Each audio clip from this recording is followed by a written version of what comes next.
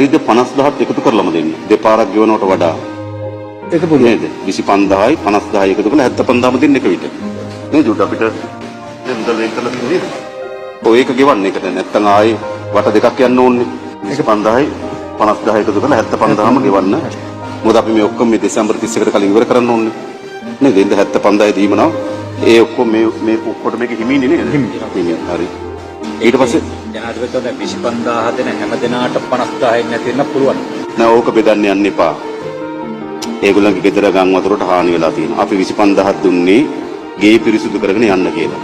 50000ක් දෙන්නේ ඒගොල්ලන්ගේ අර ගෘහ උපකරණ එහෙම නැත්නම් කුස්සිය උපකරණ විනාශ වෙලා තියෙනවා නම් ඒගොල්ලන්ට දෙන්න කියලා.